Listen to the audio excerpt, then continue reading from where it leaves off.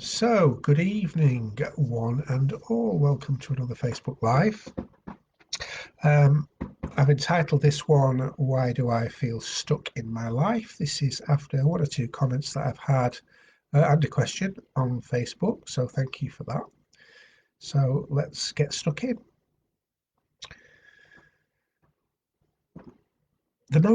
Probably the most common thing that people will describe to me in therapy is the sensation of being stuck.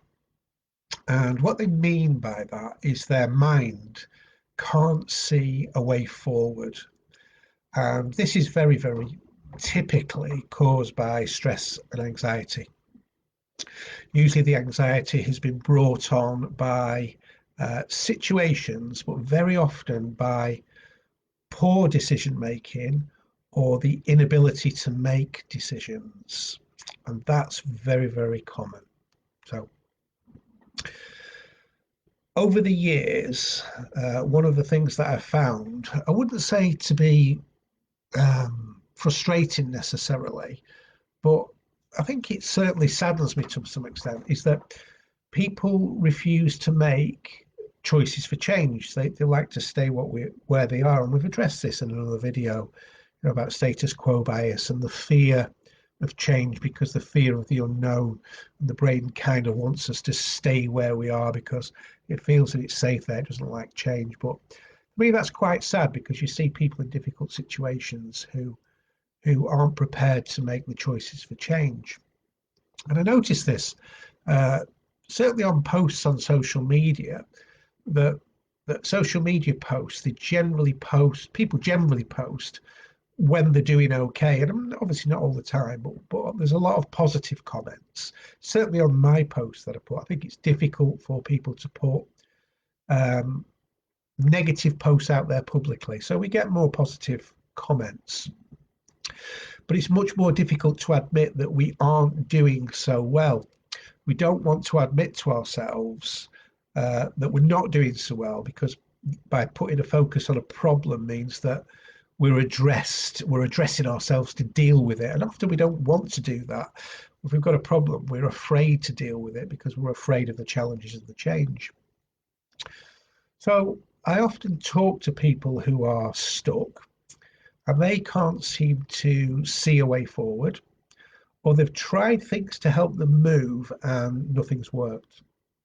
So very often, these people, they are in or have been in the process of having to make a difficult life decision. A set of circumstances has caused them to make a life decision, but they might not realize that. They might not realize that they do need to make a decision. They just see a set of circumstances. They don't understand that there's a choice to make within that circumstances because they shut off to that, the fear of change. And that's what therapy is all about. It allows people to free up the mind to be able to see the choices that they can make and to make those choices and obviously to support them through them.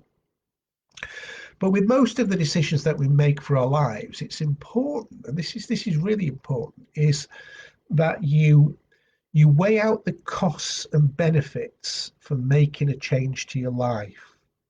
Because we think about a change and we think, well, what's it going to cost us and how's it going to benefit us in making a change? But what we rarely do is measure the costs and benefits of not changing, of staying where we are, because that's a choice too. Staying where we are is still a choice. So you're in a bad relationship. What are your options? Well, write down your options, write them down, and the costs and benefits of what those options are. The costs and benefits of doing it and the costs of benefits of not doing it, that choice.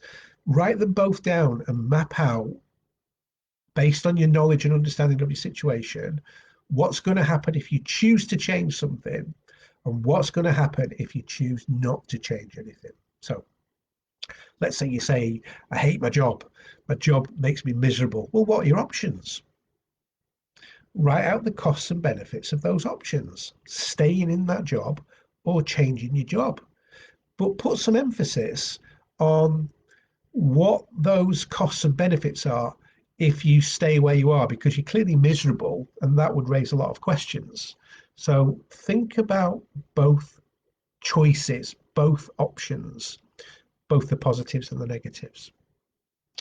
So sometimes the cost of not making a decision is far more costly than making a decision, even if the decision is risky. And when you think about staying where you are and not making a choice to change, you're still making a choice. You're making the choice to do nothing. And things that don't stay where they are both risky choices. So either way, making a choice is risky. Staying where you are is risky. There's two risks involved no matter what. So when you think about the risks that risks that we have to take in making changes, because all the choices that we carry, the choices that we make carry risks, you don't want to be naive about it. When you are taking risks, you need to make sure that the risks are measured and you're not blasé about these. And I think one of the greatest things that we have as human beings is we've got this ability to make choices, and that's a really great thing. So, if we have two paths to take, A and B, A is to stay the same and B is to go down that path of the unknown, although you've got an idea what may and may not happen. Both of those options might be a catastrophe. But the great thing is you still get to choose, and you get to choose which one you take. And I think that's really cool, because if you know there is a risk associated with everything that you do or don't do, then you can afford to take some risks because you've got nothing to lose. So you make a decision to change something and you think that is, really scary or really terrifying. But actually, when you think about it, what is really terrifying is not doing anything, because think about the cost of not doing anything. So how do you get past that? Well, you write out your future.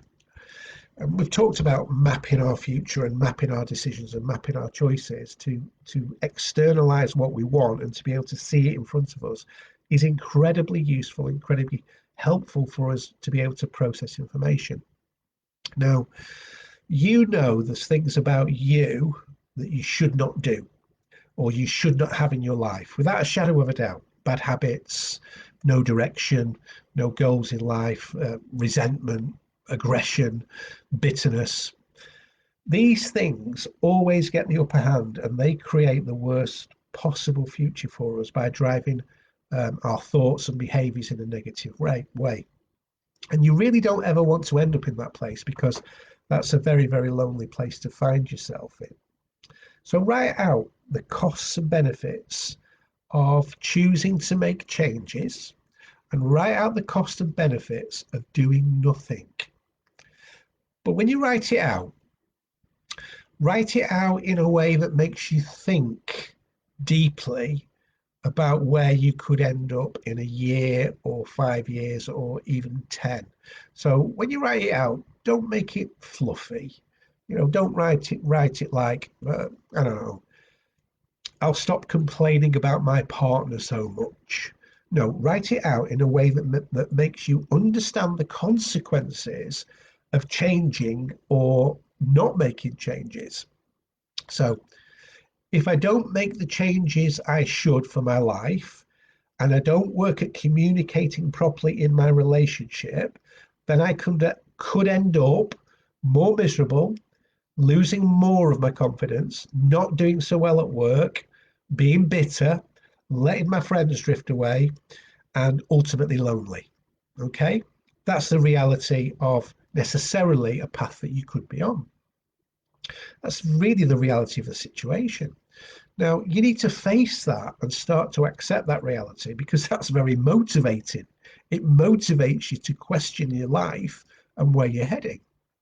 And of course, there's positives as well. I'm not saying that we don't want to focus on the negatives here, but there could be positives like, I won't have to wake up every morning dreading whether or not my partner is speaking to me today or is going to give me the silent treatment again.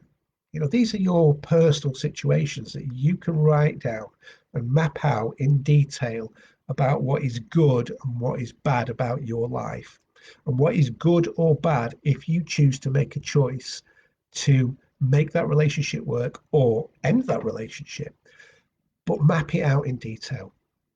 And that's really the first step of getting your life in some sort of resemblance of a normal life, I guess. Think about the cost of your life of making changes and the cost of not making changes, and put those both into perspective. And I think the choices that you have to make, that we all have to make in life, they're all very difficult. Choosing change, choosing to stay where we are, unless you're incredibly happy, of course, that's brilliant. That's great. I applaud that. I think it's a wonderful thing. But choices that we do have to make, no question about it, will be painful. They hurt. Both choices are painful.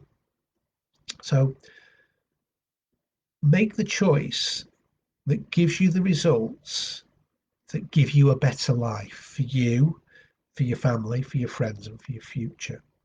Even though that's painful and even though that's difficult, the only other option is to stay where you are in pain, in misery, and generally that will degenerate into further chaos in the future anyway if you're not addressing it. So don't be afraid of making changes and choices for your life, because it's not that much different pain wise anyway. So have a think about where you are, where you want to be. And if you want to contact me, you can do that through Facebook. I'll always answer questions that you have. Drop me a message, send me a comment, give me a thumbs up, give me a thumbs down for the video.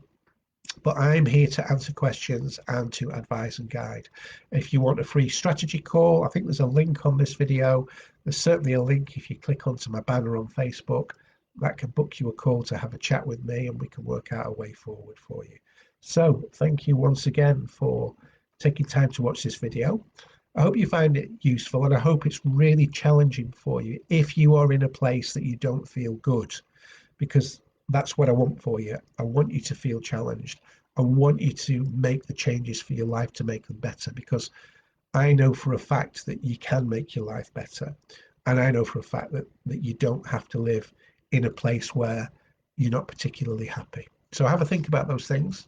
Thanks again for watching, and I will see you on the next video.